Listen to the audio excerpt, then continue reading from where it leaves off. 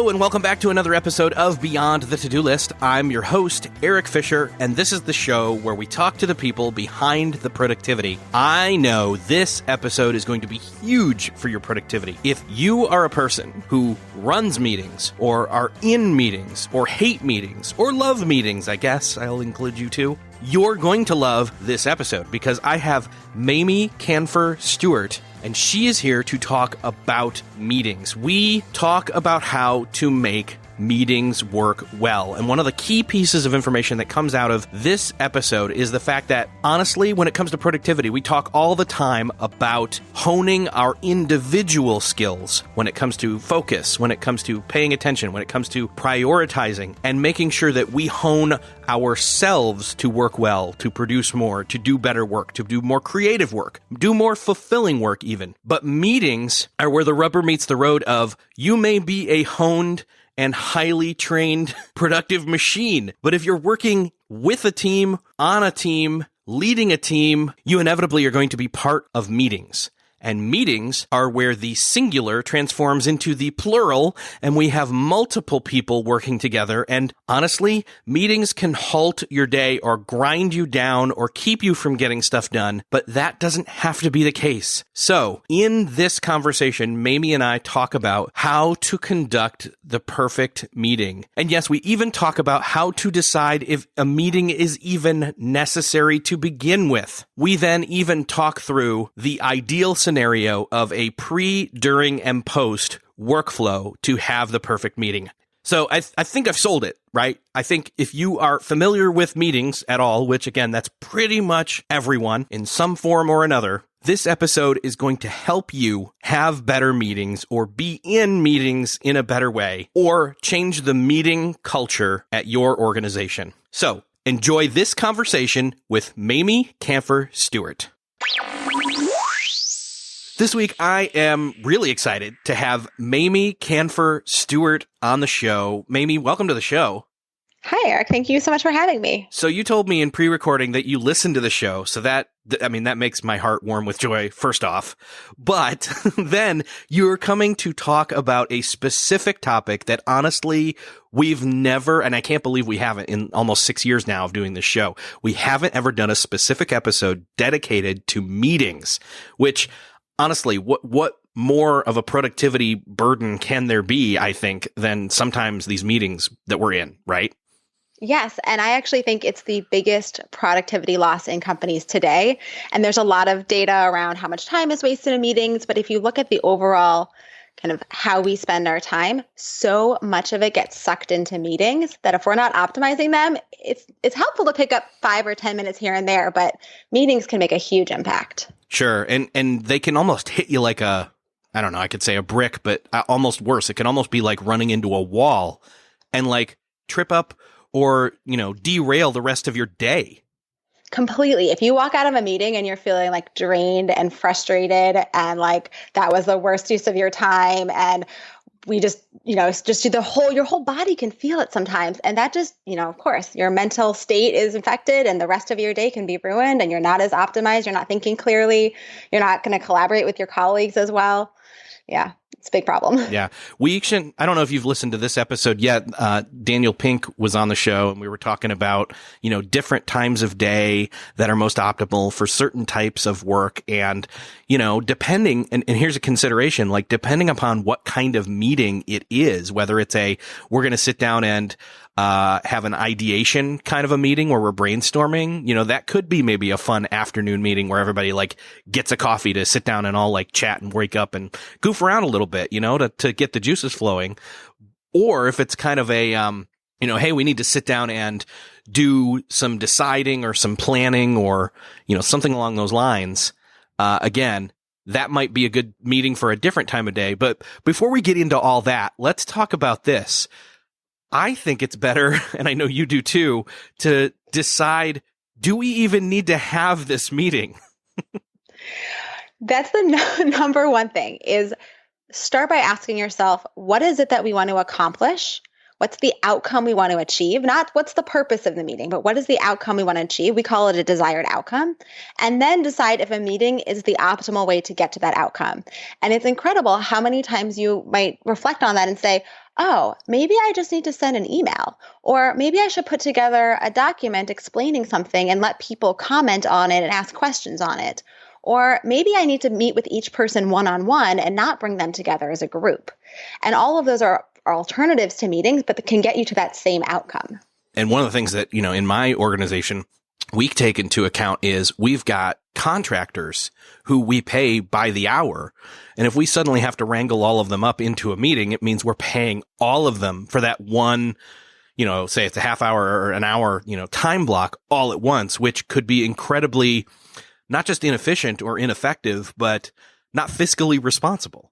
Yeah, most salaried employees, you don't think of it that way. But if you're paying everyone as a contractor, you really do feel the monetary pain. But it's the same thing in an organization with salaried employees.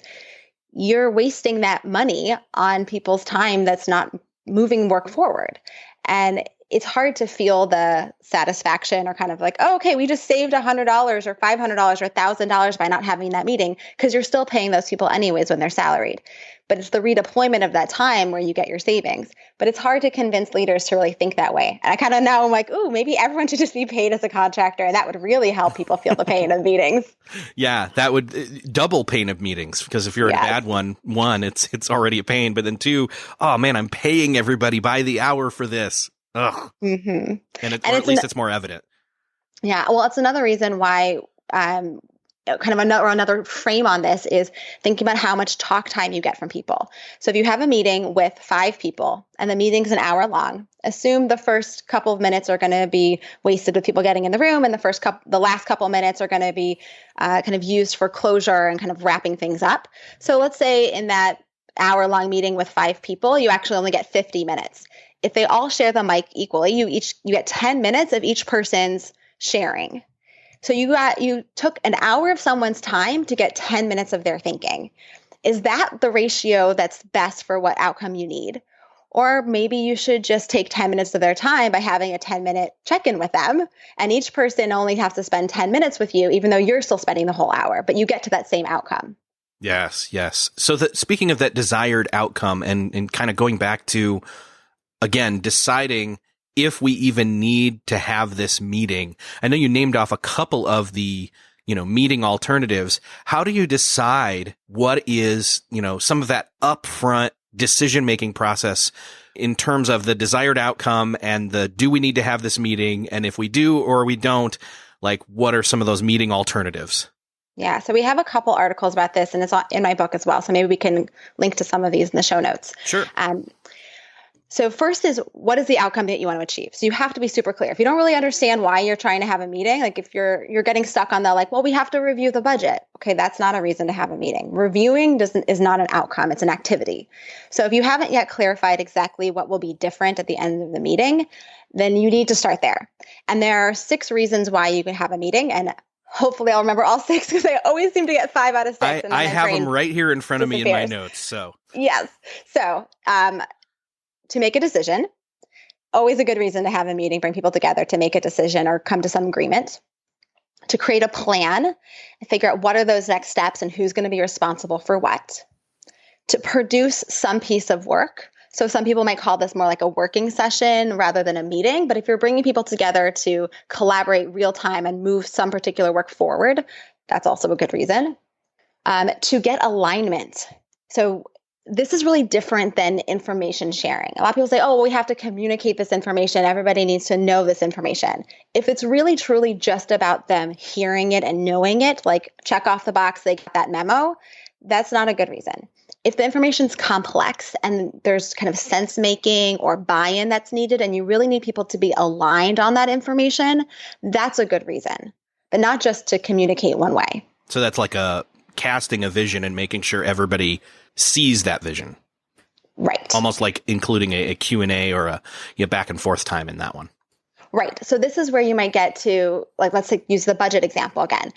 If all I need is for people to see where we are against our budget, then I can just send a copy of the budget with a few bullet points that might say, please pay attention to place A, B, and C where we're over or under, et cetera. And it's just calling attention to those things and say, everybody just needs to know this information. That's really different than if I'm looking at our budget and I'm like, something's going on here and we need to kind of come to some alignment about why this is happening and what this means. And so we're going to bring him into the room. I'm going to show the budget and I'm going to highlight these 3 things. And then we're going to say, what's going on here? What's happening? We're not making a decision and we're not making a plan and we're not producing anything but what we're doing is we're sense making together so that at the end we can say, we all kind of understand what's going on here now. And maybe we eventually do make a decision or change some plans. But that meeting itself, the kind of primary reason is to get us all on the same page with what this information means. Yeah, that's what I was going to say was it almost seems like we're all making sure we're on the same page in alignment. Exactly. Cool. So I've called alignment. Nice. All right. I think that was 4. So number 5, to connect with people, to just build relationships, get to know them more deeply, understand them. So this often happens through sales meetings, but can also happen for team building or other kinds of reasons why you want to get people together to just know each other better so that they can then work more effectively together going forward.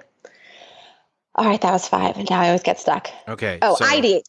That's ideate. it. Yep. Yes, got them all 6. Okay, so ideate, which is the last one, which is really around brainstorming or generating some sort of information, or could be questions for further research, could be ideas for exploration, could be even question generating or problem solution generating, those kinds of things, but just the ideation aspect. Perfect. And so these are different versions of meetings, but again, these aren't specifically, these are modalities into a desired outcome. Like the outcome is like still like we decide which version of a meeting it is of these 6 to get to that desired outcome if a meeting again is necessary. Correct. So Step 1, figure out what your desired outcome is. And part of that or kind of framing is understanding what the reason is for this meeting. So if you say, all right, we're going to have an ideation meeting and we're going to brainstorm, that's still your activity. So you got to take it that one step further to say, so what's the outcome? We want to have, and the more specific you can be, the better. We want to have a list of 5 potential ideas that we can bring to management for their evaluation. Or we want to have a list of 10 questions that we need to get the answers to in order to move this project forward.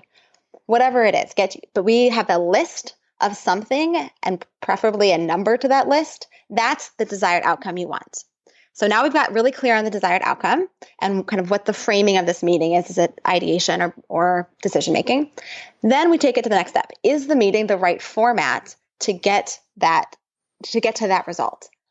So with ideation, you might say, we could have a meeting and we could use time and do some sticky note activities or have people typing into a Google Doc, but we could also do it through a survey. Like maybe I should just send a survey to everybody and say, okay, here's the question. What ideas do you have? Take 10 minutes and share, email me 10 ideas that you have for how we can solve this problem or why this thing might be happening or what ideas you have.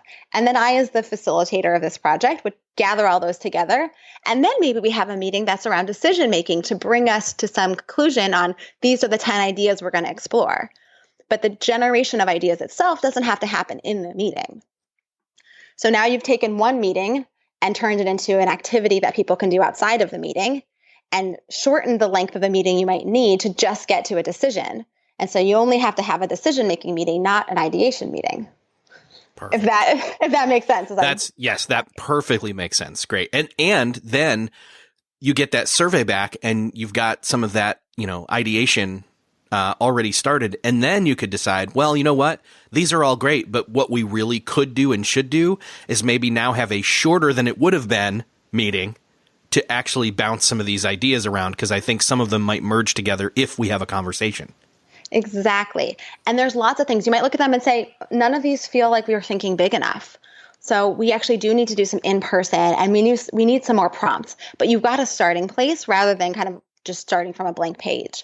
Or you might say, you know what, this actually doesn't work at all for us. I know my team and people are not going to feel the energy. They're not going to be inspired. They're going to send me 10 things that are just going to be blah, the first thing they think of. We really do need that time in the meeting together to do that kind of energizing brainstorming work. So it's not that you shouldn't have a brainstorming meeting ever. It's that you can figure out if it's the right method or the right meeting to have for the work you have to get done.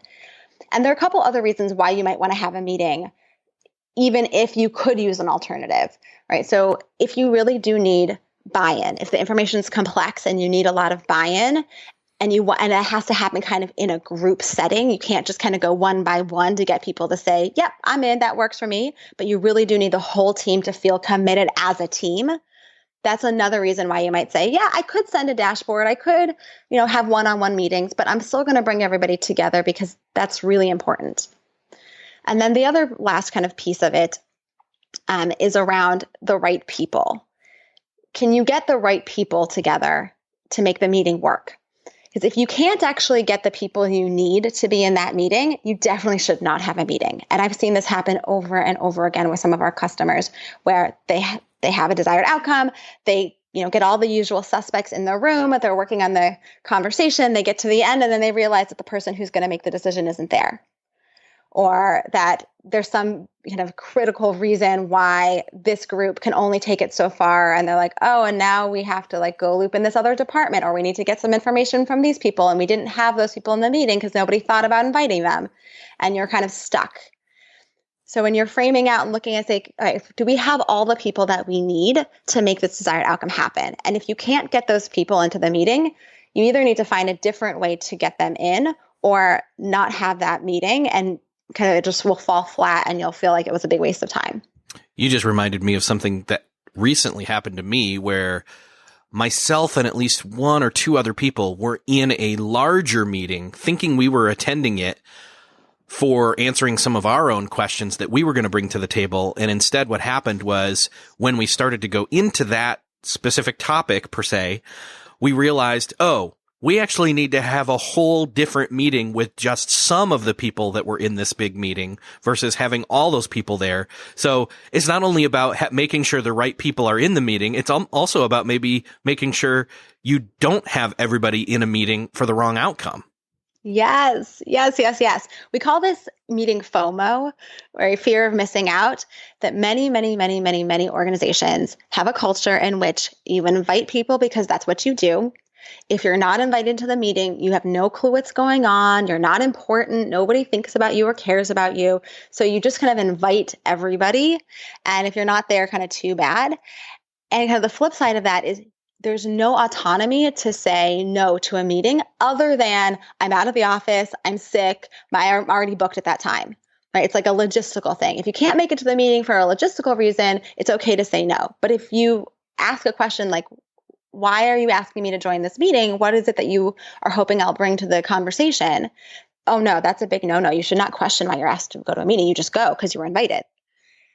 And that is a huge problem. If people don't feel like they can question their participation in a meeting, it's really hard to one, know why you're supposed to be there, especially if there's no agenda and no one's telling you this is what I'm hoping you're going to bring to the table, which it sounds like what happened with you is that you came in thinking one thing and the meeting was actually about something related, but not exactly. So it was like, okay, is this really the right meeting? And did you need to have so many people? Did you need to be there for the whole time? All of those questions that come up as a meeting participant, if you're not allowed to ask them, it's really hard to feel like you are in control of your time and able to optimize yourself. Yeah, it was a macro meeting. And in that, we realized we needed a separate and additional micro meeting that was also shorter. Mm-hmm. Yep. And those kinds of meetings, exactly. Sometimes you can narrow it down and say, we could actually have 3 20-minute meetings instead of one big one. Sometimes you need to have the big ones too. It's a reason to bring everyone together to do something macro, but you might also need to have smaller meetings with just a subset. And this comes up a lot in meetings where people will recognize that something's going off on a tangent or there's something that needs to get further hammered out, but it's not for the whole group. It's for a subset of people in the meeting and maybe a few people who aren't in this meeting who need to be brought into that additional conversation. And so that's a good time if we get into meeting facilitation. We talk about using a parking lot or tabling something for later or putting it in the bike rack if you're eco-friendly. So this topic needs to go into the bike rack and a smaller group is going to take that, hammer it out and maybe bring it back to the full group, or, they just need to solve the issue and then the project will keep going and we don't even need to know what the outcome is. Yeah. What about for people who think that meetings are basically made to get in the way of getting the real work done? Oh, see, this is what pains me because meetings are real work. We're just not using them properly. right? There are two different ways that we get work done in businesses today when you're working as part of a team. You can work by yourself or you can work with others. And when you work by yourself, we call that, doing your task list. And when you work with others, we typically call that a meeting. So it's not that one or the other is bad or better. It's that we have to optimize both of them in order to really streamline and be most efficient and most productive in our work. So with meetings, too often we are not giving them the attention that they need to be fully optimized. And part of that's because we don't always have control. And part of it's because no one taught this stuff, right? I like to say a lot, like I went to business school, I worked in different organizations. No one ever taught me how to write an agenda. I learned it through osmosis. I got lucky that I was in an environment with people who were writing clear agendas and using a template. But it wasn't like anyone ever sat me down and said, okay, Mamie, you're going to spend about 50% of your time in meetings. So we're going to make sure that you know how to do this the right way. No. So we've never put the attention into meetings the way that we have around personal productivity. So meetings are definitely a good way to get work done if you're addressing them with the kind of proper attention and tools and techniques and approaches to make them worthwhile. Yeah, there's been a lot of, and I know since you've listened to the show, there's a lot of talk about, figuring out your focusing ability, like being able to, as an individual, focus on the task at hand and then not be distracted and get it done. And that's kind of honing an individual productivity tool of you and your mental clarity and mental, willpower, etc. But you don't hear a lot about honing a collaborative work tool like meetings. Yes. We don't spend enough time figuring out how to optimize ourselves as a team, right? That can be meetings, it can be communication methods, like even Slack. I love Slack or HipChat or any of those other chat tools. I think they're wonderful. People have a reduction in meetings when they use those tools because they have another way to communicate that's outside of email and outside of meetings, which were kind of the two primary forms of communication before. And now we have a third through chatting. But they can create just as many problems as meetings can create. If you're not using it properly, if you haven't put the time and attention as a team to say, how are we going to use this communication and collaboration tool? What are appropriate topics for us to be discussing? What's the expectation around response time? How do we use @mentions or hashtags to make sure that people aren't missing information in this, constant flow stream of information that just becomes this giant abyss and you're always kind of trying to catch up and not miss anything. So meetings are the same way. It's all just about how do we as a team optimize how we work together. Because we spend a lot of time doing it for ourselves, but not as much time doing it as a team. Yeah, and it really comes down to culture, doesn't it? And I don't mean like culture at large. I mean your organization's culture, because you could be, averse to meetings, or you could be, no, we got to have a meeting for everything. You could be way into Slack, but be @tagging, @mentioning everybody on every single thing, or not getting them enough stuff, or using Skype on top of that, or Facebook messages on top of that, like multiple channels to where none of them are our priority or an agreed upon standard across the board. Yes. And when you start talking about different kinds of cultures, it's both like what's our cultural methods of communication? Like what kind of culture are we as an organization that we prefer face-to-face? Like I have one client that I'm working with now doing some virtual meetings. I live in New York and they're based outside the state. And it was a really big deal that I was not going to fly in to work with them every other week for 2 hours. And I was like, it doesn't make sense for me to come in for a 2-hour meeting every other week. Can we try and do this meeting virtually? And that was a huge deal for them because they are a face-to-face culture company where they have lots of meetings and everybody's always in the same room. And if somebody's traveling, they just rearrange the meeting so it can happen when everyone's together. And so far, thank God it's going well. But that was a big culture thing for them. The other side of culture is around your values and how those get expressed in meetings. And we don't realize that many of the meeting practices we have say a lot about what we value as a team, whether we know it or not. So for example, when we don't send an agenda and tell people why they're being invited to this meeting and what we want to accomplish and how we're going to use their time, I read that as a sign of disrespect.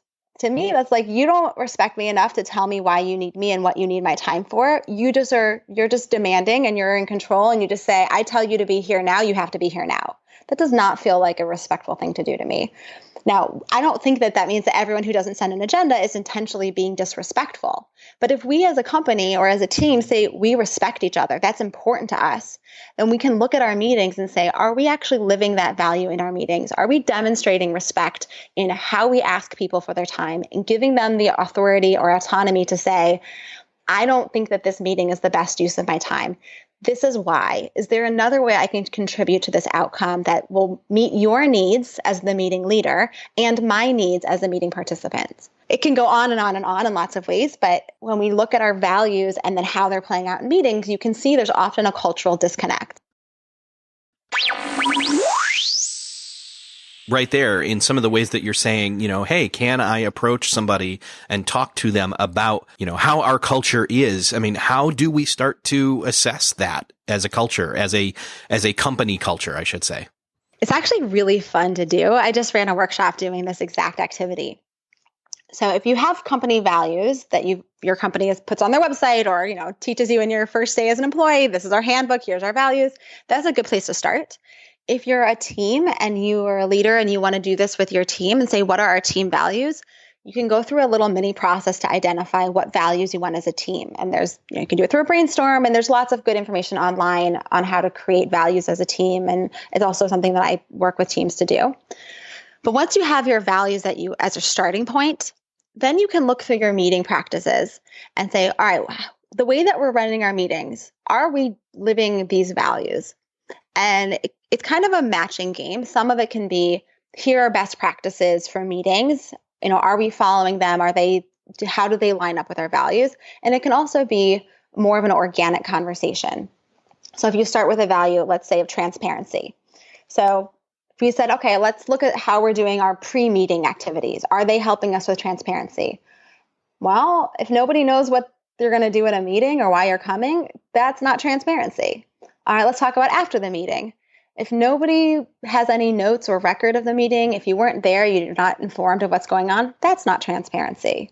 We can even go inside the meeting. If you're in the meeting and nobody's talking and people aren't sharing what's on their minds and the meeting kind of just is always one person talking or nobody ever expresses a dissenting opinion, that's probably not transparency. That's probably a lot of people sitting there feeling like, I can't share what I'm actually thinking because my thoughts aren't welcome here, which is a form of transparency. Do people feel like they can share information in a fluid way? So you can do this little analysis to say, these are the 5, 6, 7 values that we have as a team. When we look at our meetings and how we're running them, are we aligned? And there's lots of practices in meetings, and we talk a lot about them in our book, and you can go online and find all kinds of, meetings best practices information and look at them and say, are we doing those things? And if not, are we not doing it because it's part of our values, or are we not doing it because we just didn't know? And what's the impact of not doing those things? So what if you and I right now did like a hypothetical, like before, during, and after a meeting? And let's just assume, okay, the desired outcome is, fill in the blank here, but it does require a meeting. We've already decided that. Now that we know we need to do a meeting, let's step through maybe like rough drafting. Like what are the, now that we know we have to have a meeting, what's before, during, and after look like in an ideal situation? Awesome. And I really just want to hammer home this point you just made about before, during, and after, because meetings are really a cycle. And it's too easy, and too often we think of them as an event. I go to this meeting, I'm in the room, and it's done. But they're really a cycle in that there's activities that everyone should do before, not just the meeting leader, but all participants need to do before the meeting. Then there's in the meeting itself. And then there's after the meeting, which usually has stuff for everyone to do. And oftentimes that information feeds into the next meeting that's happening. So thinking and reframing into activities of before, during, and after is a good starting point. Okay, so we got our little hypothetical meeting that we're going to have. So as the meeting leader, the first thing I would do after I've decided this is my desired outcome is structure the agenda. And I'm also going to say, I'm going to skip the logistical things of like planning the time and getting on people's calendars, like assume that has to happen anyways. Sure. So from a content perspective, I'm going to plan my agenda and I'm going to do it in a very particular way. So I start with my desired outcome. And then next I'm going to decide what are the activities that we're going to do in the meeting. So what are the topics of discussion? What are the methods for that conversation to unfold. So are we going to have brainstorming? That's one activity. How are we going to do that brainstorming? Is it going to be 3 minutes of quiet for people to write on sticky notes? Or is it going to be popcorn style? Am I going to have people walk around the room and write on flip charts for, 5 different questions that I've posted? What's the actual method that the brainstorming is going to unfold, which will help me figure out how much time I need. So if I have 5 questions and people are going to walk around with sticky notes, I might give them 5 minutes. If we're going to do quiet reflection time, I might only give people 3 minutes. So you want to be as specific as possible with the topic, the activity, and the time. And of course, if you need particular materials, like I need to make sure I'm going to bring in sticky notes and pens or flip charts, whatever, I'll make a note of those things too, so that as the facilitator, I'm not scrambling in the meeting saying, oh my goodness, there's no flip charts in this room. Or if we're going to do it online, making sure I make the Google Doc ahead of time and invite everybody to the Google Doc so everyone can be typing into that. So structure my agenda out by topic, activities, time, and materials if I need them.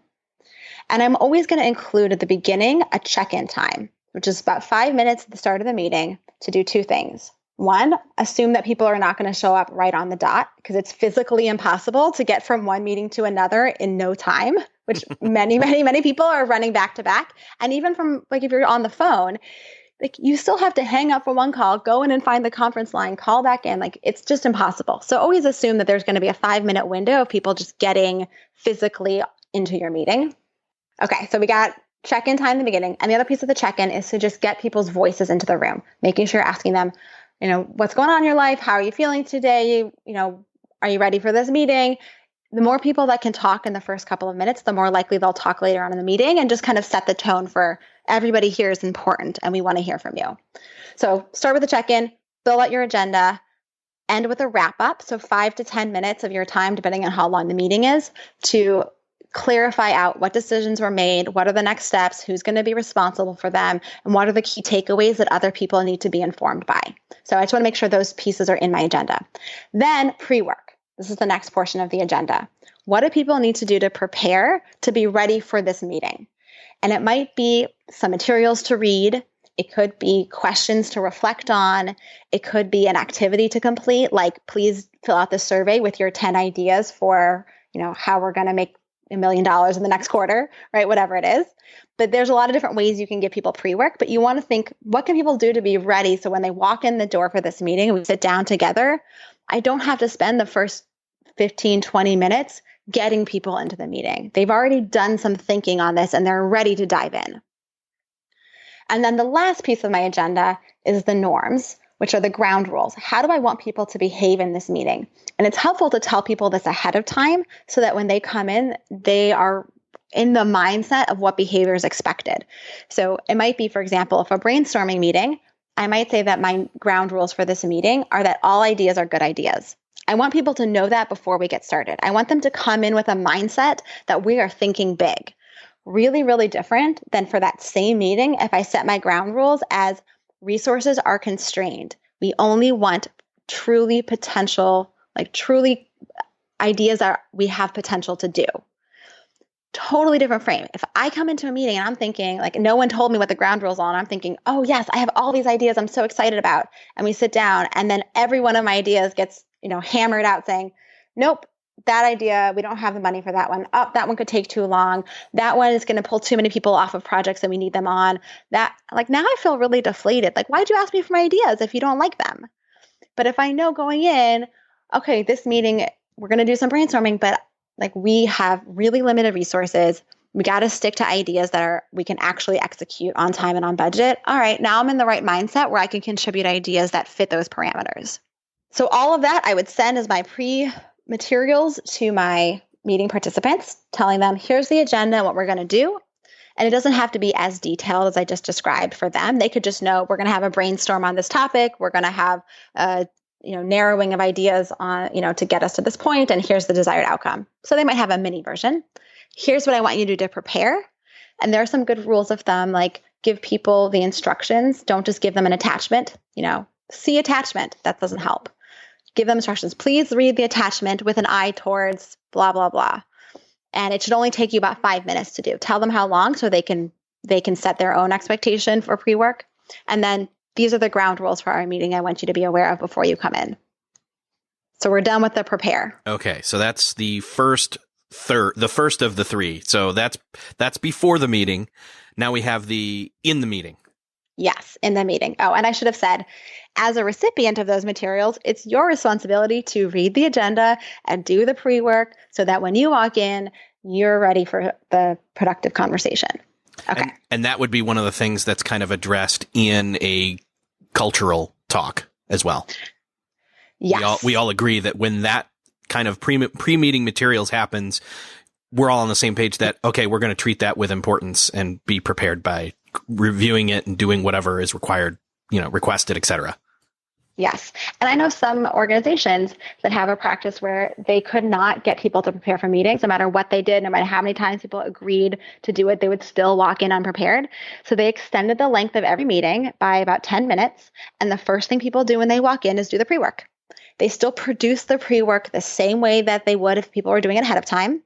But when people come in the room, the first thing they do is sit in silence for 10 minutes and let people read the materials, fill out the survey, whatever it is that you're doing as your pre-work. And then the official meeting conversation part starts. I don't love that idea, but if that's what it takes to get people ready for the conversation, it's much better to do it that way than to present information, which can take way longer. I mean, we've all sat through meetings where the person says, okay, so I'm just going to give you a quick overview and then we'll hop into the conversation. And 20 minutes in, they're still on the second slide because the conversation's gone off track and their presentation has wandered. And you kind of get to the end of the meeting and you're like, wait a second, we didn't actually do anything we thought we were going to do because we just got stuck on this one point that was on slide 2. Man, and that almost seems kind of antithetical to training people to do it the way you really want it versus, all right, fine, we compromised. And now everybody knows, well, I don't have to do this when I get the email about it. I can do it in the meeting. Yeah, which is why it's a cultural thing. Yep. Either you have a culture that says everybody does work beforehand and we all come in prepared, or you end up with a culture where it's acknowledged no one's expected to do anything ahead of time. You come to the meeting and the first thing we're going to do is get ourselves prepared. You can't have this in between. That's when you end up really hurting people in the sense that it drives me nuts when I go to a meeting and I've done the pre-work and the person next to me hasn't. And so what do? We spend the first 10 or 15 minutes catching that person up to speed. Like, really? Talk about disrespect for my time. Like, that's the thing that drives me nuts. I'm like, why did I spend my time preparing then? Well, I'm not going to do it in the future. Right now, we're just going down the wrong spiraling path. Yeah. Exactly. I was thinking of me in that situation where I'm like, well, I did my homework and I came and no one else did. So now I know I don't need to. Yep. And unfortunately, unlike in school where you get rewarded for doing the work and punished if you don't, we typically in meetings do the opposite. We reward the person who doesn't by catching them up, and we punish the person who did by making them sit through 15 minutes of stuff that they've already heard. Oh, good point. Jeez. All right. So now we are in the meeting. So we're going to start with our check-in. We're going to review our desired outcome, ground people into what this actual meeting is about and why we have gathered. It's surprising how many people come to a meeting and they don't remember what the agenda said or why they're in this meeting, which is totally fair, right? You got cognitive load. We're all dealing with all these other things going on in our brain. If I walk into a meeting, don't expect me to remember exactly what the desired outcome is because I got 100 other things going on. So as the meeting leader, you need to tell me, remind me, this is why we're gathered. This is what we're going to accomplish today. Get everybody focused and ready. Then run through your agenda. You can repeat your norms and clarify, make sure everybody understands. These are our norms for today. And you can have all kinds of norms. And we have some articles on them and they're a great tool. But facilitation is a whole other aspect. And there's lots of wonderful resources. We don't do a ton on facilitation. It's not something that I personally train on, but we talk about using norms in our book.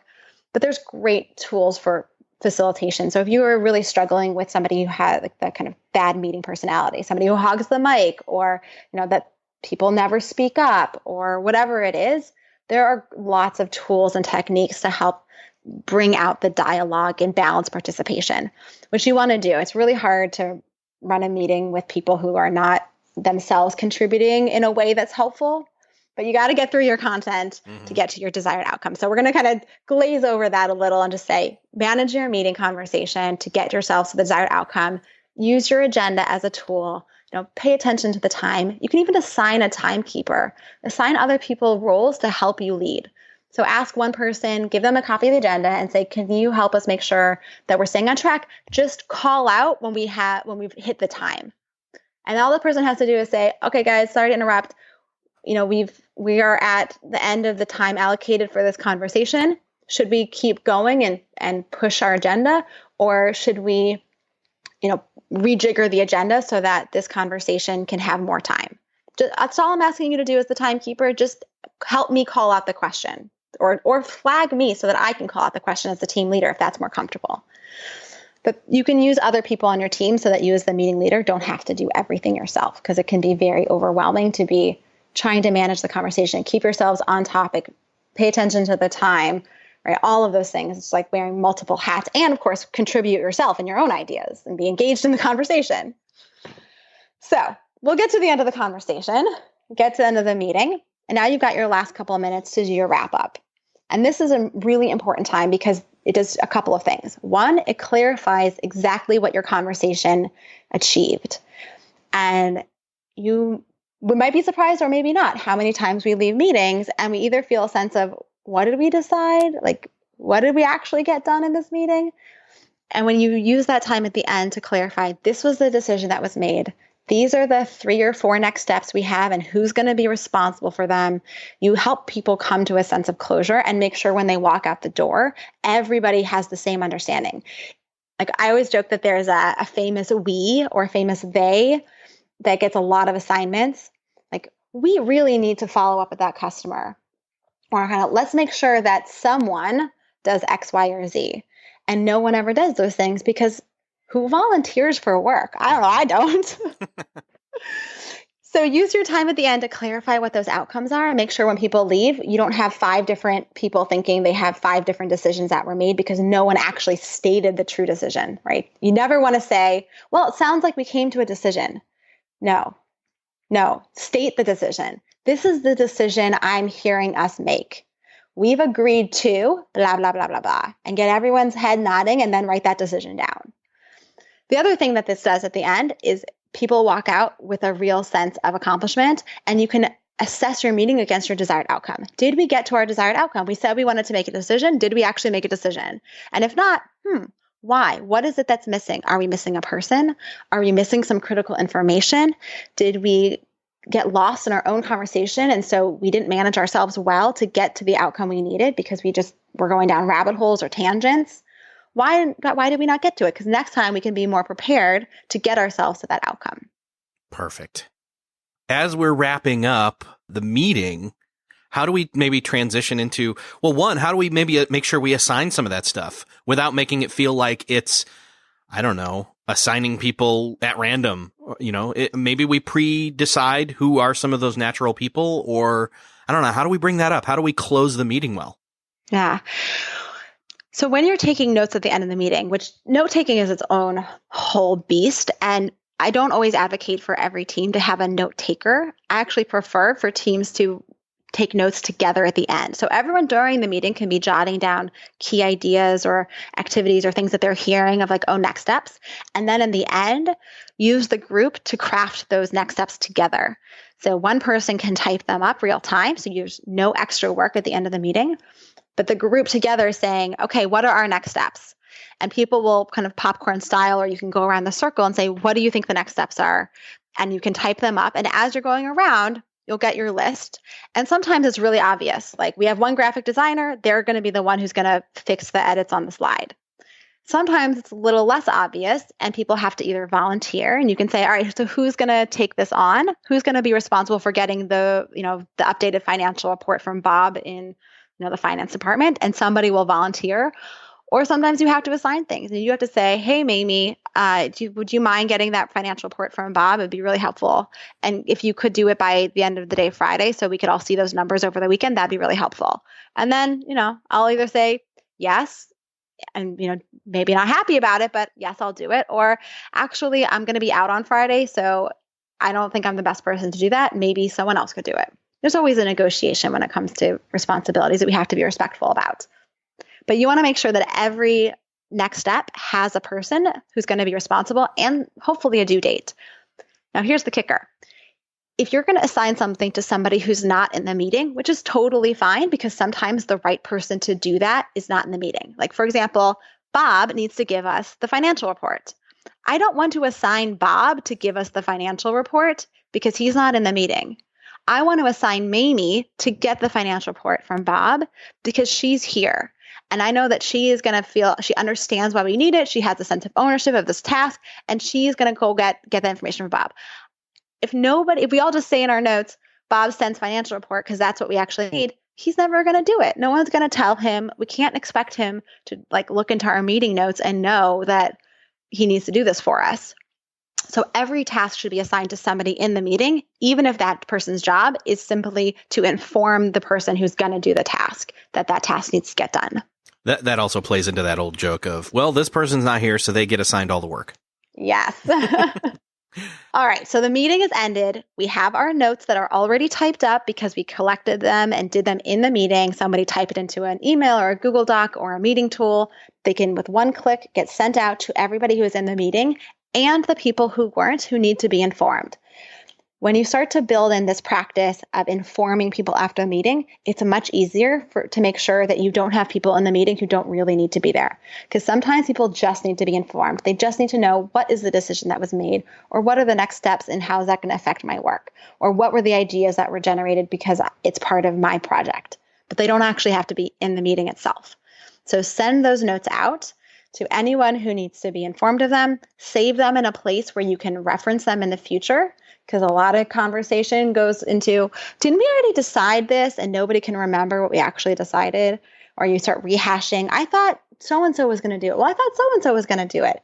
Save your notes somewhere where you can reference them so you can cut those conversations short and say, okay, we have this written down. Let's just look. Let's not argue. Let's just look.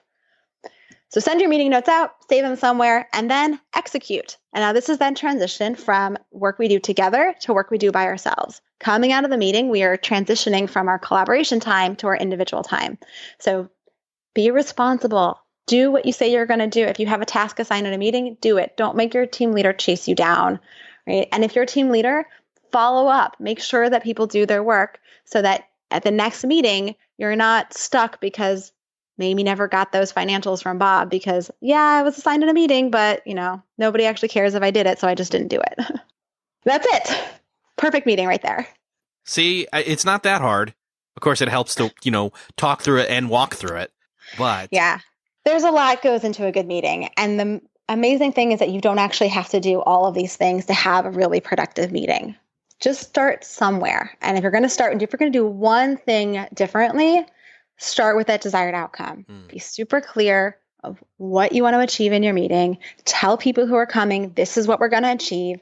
And at the end of the meeting, ask yourself, did we achieve this? And state it that this was the decision or this was the ideas or yes, are we all in alignment? Get the thumbs up from everybody to know that you achieved that desired outcome.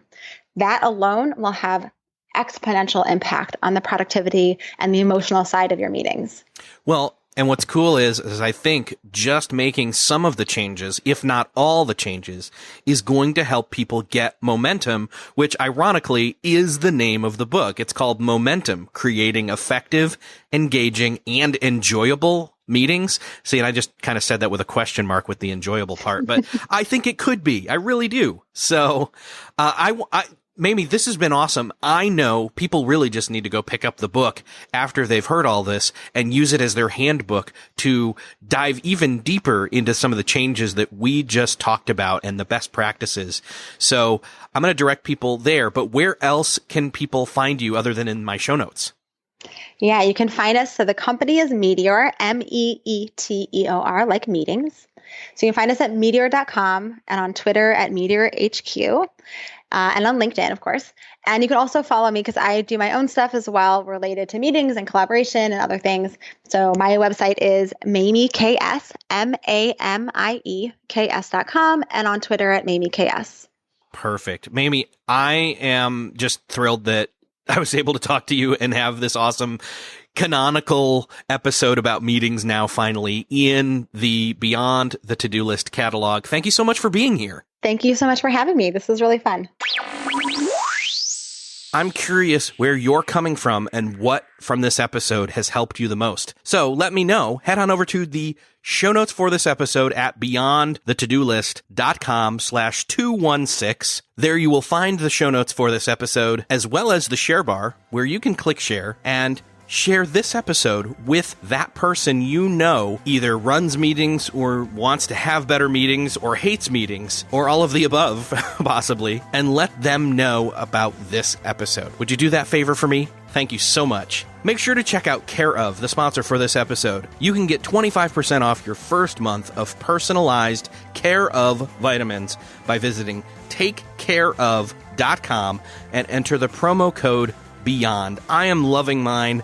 I am signed up as a subscriber ongoing, and I think you probably will too. Again, 25% off. Just go to takecareof.com/beyond. And with that, I want to say thank you for listening to this episode. I hope you got a lot out of it. It's going to change your meetings moving forward, and I will see you next episode.